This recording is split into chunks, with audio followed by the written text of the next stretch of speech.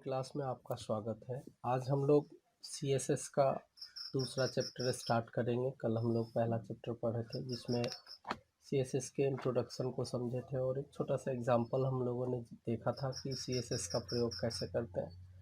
तो आज का हमारा टॉपिक है CSS सेलेक्टर, यानी कि CSS का जो एलिमेंट होता है वो कैसे सेलेक्ट करता है एलिमेंट को।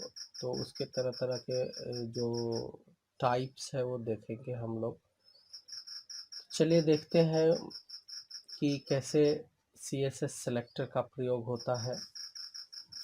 सबसे पहले तो हम लोग ये उदाहरण के जरिए ही देखना होगा।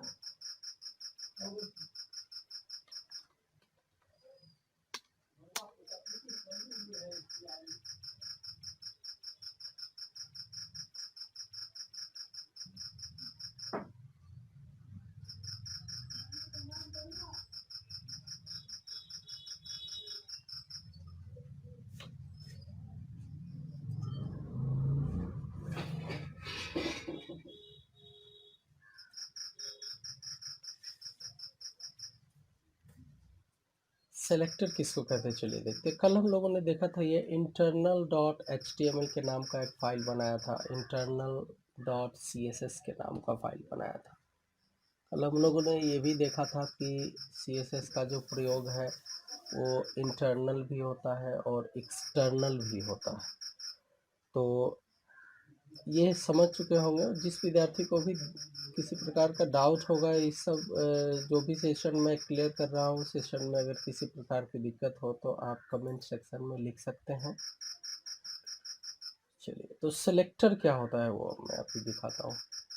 कल आपको बताया था मैं कि किसी भी HTML एलिमेंट पर जब मुझे CSS अप्लाई करना होता है तो हम ये देखते हैं कि HTML वाले फाइल में जो कंटेंट लिखा गया है वो किस एलिमेंट के अंदर लिखा गया है।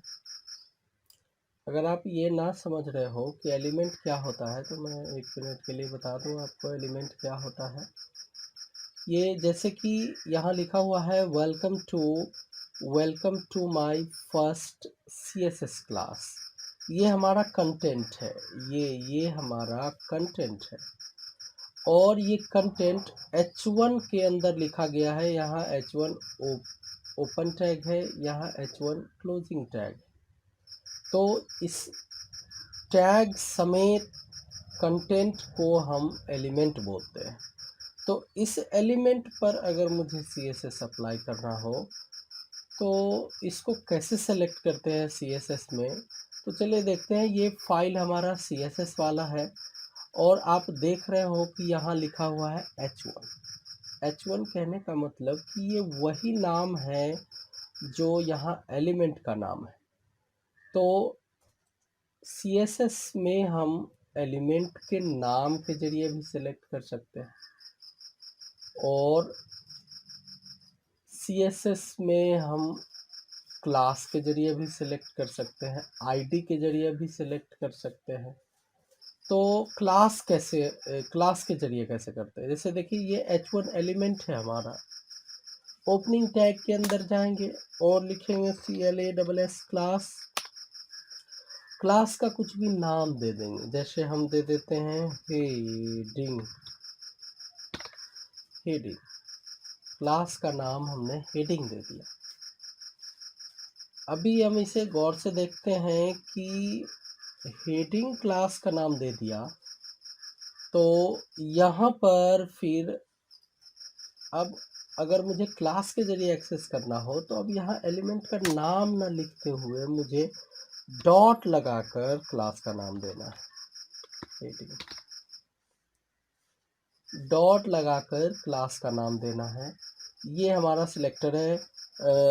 इसी को सिलेक्टर बोलते हैं कि हम आईडी के थ्रू सिलेक्ट कर सकते हैं, क्लास के थ्रू सिलेक्ट कर सकते हैं, एलिमेंट के नाम के थ्रू सिलेक्ट कर सकते हैं।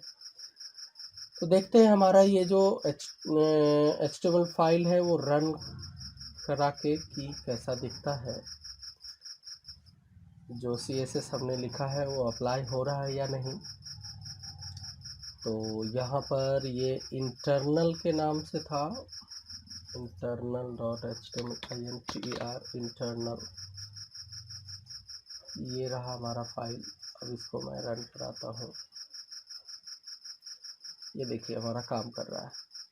इसको चेक भी कर सकते हैं, मतलब कि कोड में जाके यहाँ कलर को हम बदल के चेक कर सकते हैं, कलर को बदल सकते हैं। कलर को बदला सकता है, जैसे कि वॉयलेट कर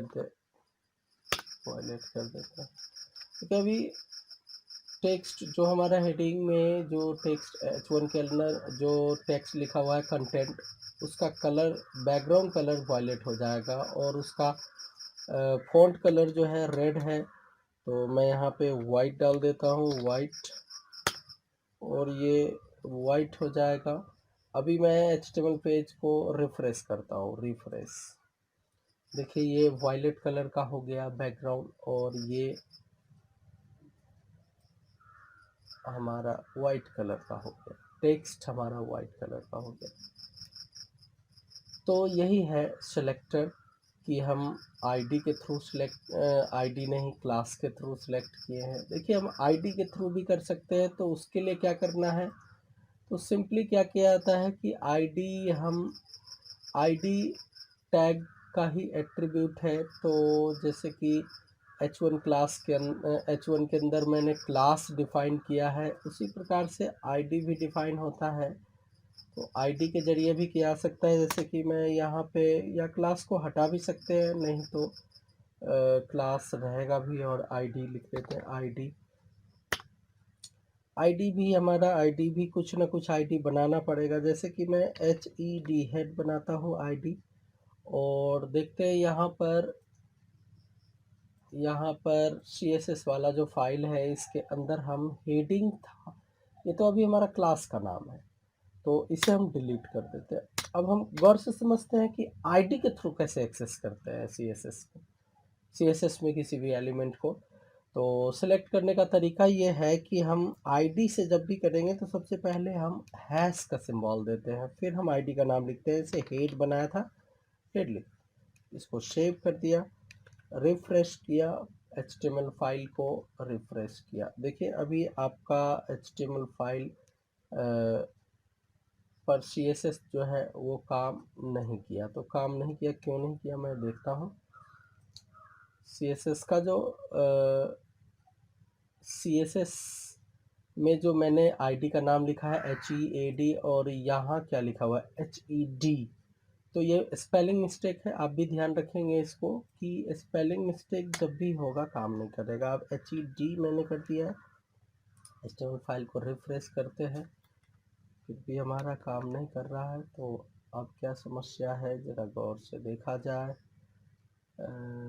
हैश के साथ आईडी का नाम, आईडी चलिए मैं इसको एक बार मिटा के देख लूँ।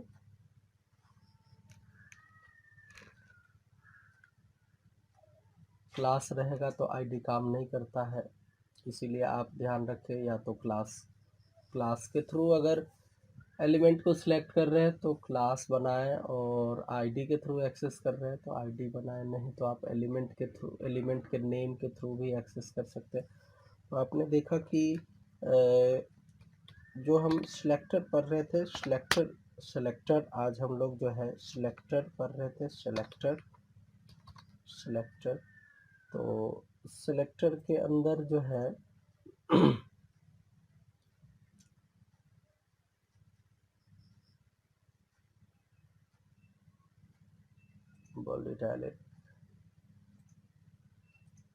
सिलेक्टर है हमारा। Selector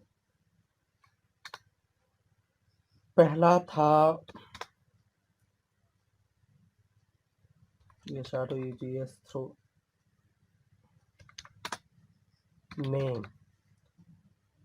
name of element, ELEMENT element, और दूसरा है THROUGS through class of element और तीसरा है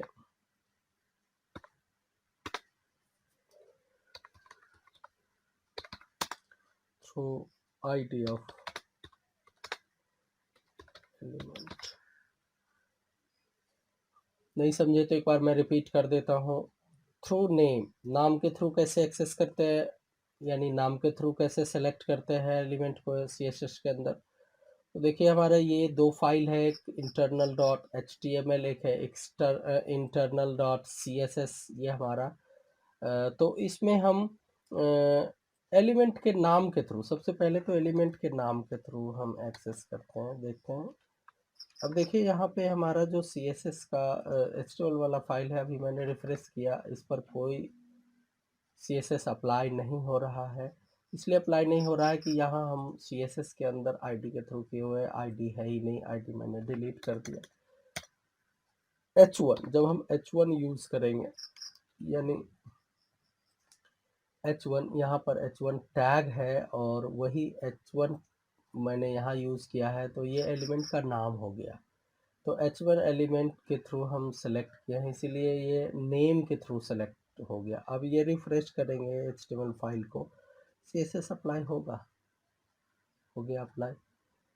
अब मैं, आपने ये देख लिया कि थ्रू नेम हो गया। अब थ्रू क्लास मन क्लास के थ्रू कैसे करते हैं, तो यहाँ पे नेम जो ओपन टैग है, ओपनिंग टैग है, उसी के अंदर हम क्लास बना लेते हैं, क्लास। और यहाँ पे क्लास में जैसे कि कुछ भी नाम दिया जा सकता है, वो आप अपने सुविधा अनुसार दीजिए। हेडिंग है तो हेड कर दीजिए, जो भी है। लेकिन ये ध्यान रहे कि एलिमेंट का नाम ऐसा नहीं कि HEAD आप बना दें, क्योंकि हेड ऑलरेडी एक एलिमेंट है, इसलिए सेम नेम नहीं देने हैं। नाम ऐसा देना है जो यूनिक हो क्लास का। तो हम H दे दिए, H किसी का भी नाम नहीं है। तो चलिए यहाँ पर अब CSS वाले फाइल के अंदर मुझे केवल H बना देने हैं। और H, ध्यान रहे क्लास का नाम जब भी क्लास के थ्रू सेलेक्ट करेंगे तो हम डॉट क्लास नेम देते हैं, ये ध्यान रखना है, नहीं तो काम नहीं करेगा हमारा, नहीं तो काम नहीं करेगा। अब HTML फाइल को दोबारा से रिफ्रेश किया जाए, यानी काम कर रहा है CSS। अब यहाँ पर फिर मैं HTML फाइल, देखिए CSS अप्लाई नहीं है, हट गया।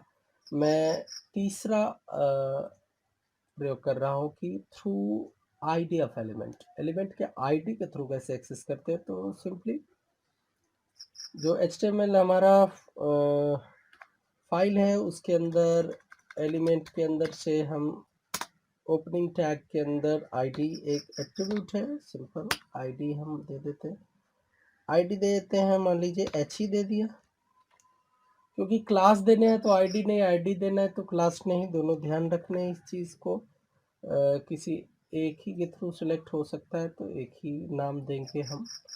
अब यहाँ पर CSS फाइल के अंदर डॉट है, तो डॉट मुझे हटा देने हैं। जब हम क्लास के थ्रू एक्सेस करेंगे तो डॉट देंगे, लेकिन आईडी के थ्रू एक्सेस करेंगे तो हैश देंगे और H देंगे। फिर सेव कर दिया और HTML फाइल हमारा ये रहा। HTML फाइल, इसको मैं रिफ्रेश करता हूँ, देखिए फिर से। तो मैं उम्मीद करता हूँ कि आप लोग इस चीज़ को समझ गए होंगे कि आज CSS हमारा जो टॉपिक है CSS का, वो CSS सेलेक्टर था। अगर किसी ने अभी भी नहीं समझा है तो आप मुझे कमेंट सेक्शन में लिखें, मैं ज़रूर रिप्लाई करूँगा। तो चलिए हम आज विदा लेते हैं। थैंक यू सारे स्टूडेंट को हमारे तरफ से। और अभी भी अगर आपने हमारे चैनल को सब्सक्राइब नहीं किया है तो कर लें, क्योंकि ये CSS हम रोज़ पढ़ाने वाले हैं। तो आपको अगर इंटरेस्ट है CSS पढ़ने में तो आप ज़रूर सब्सक्राइब कर लें। Thank you.